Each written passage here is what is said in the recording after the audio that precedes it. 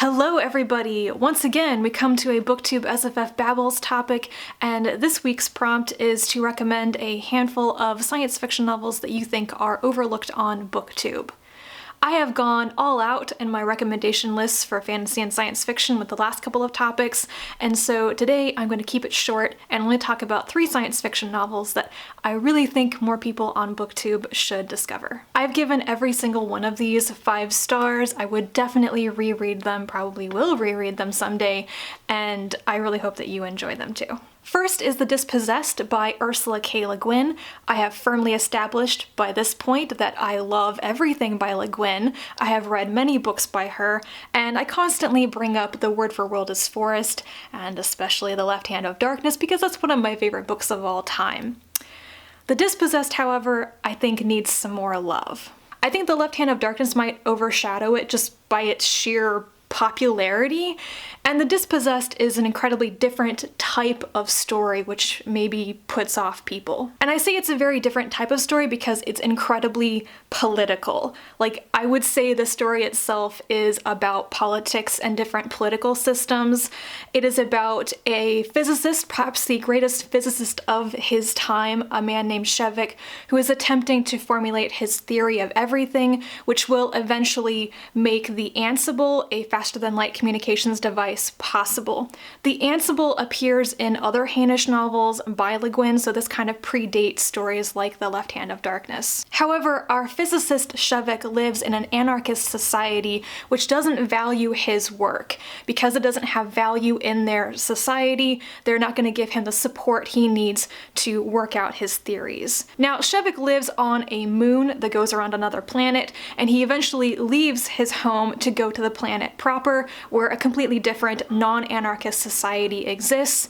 They do value his work. They do support him, but they want something from him. It's a means to an end. It's like they're the greedy bastards in the story, basically. Shevik becomes a pawn in a political game, and it brings up a lot of interesting questions about political systems and about how science and the results of science are used by different types of people. The Dispossessed is a very acclaimed novel, and I'm not saying that it hasn't already gotten the recognition it deserves in other places, but I do think that more people should consider reading this if you have liked other things by Le Guin, because I think it has more complicated layers to peel back than stories even like The Left Hand of Darkness.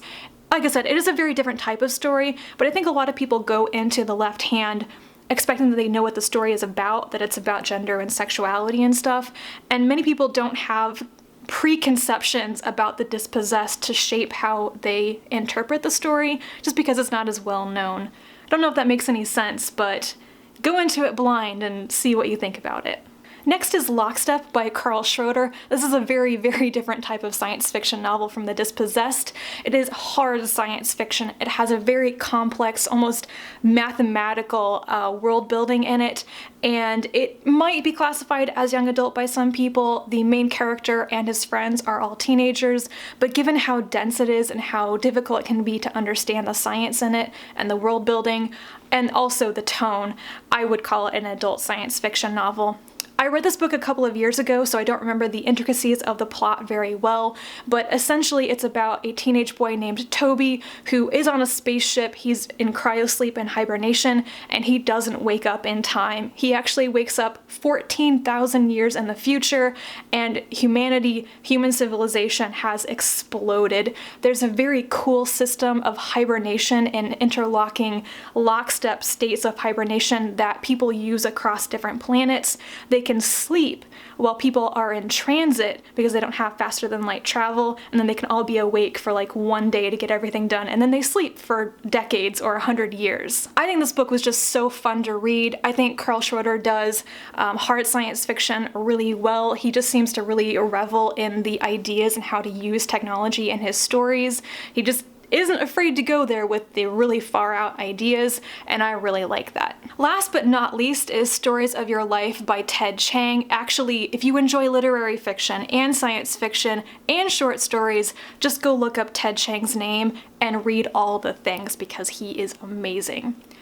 This collection of short stories is the reason that I decided to start reading more short fiction. Is one of the very first collections I read, and I was so blown away by it. It convinced me that I could completely love short stories. Ted Chiang is what I would call a literary science fiction writer. His stories don't have overt, intense amounts of science or technology, but they do take very science fictional ideas and extrapolate from them. He explores a lot of situations where an idea or an invention is introduced and then sees how that evolves and how it influences people's lives. I don't remember the individual stories in this collection enough to recommend the individual ones, but I can tell you that the title story, Story of Your Life, just blew me away. It had aliens and linguistics and the death of a child in it. It made me cry, and I was amazed at how Chiang told the story, because there's this incredible reversal in the middle of it.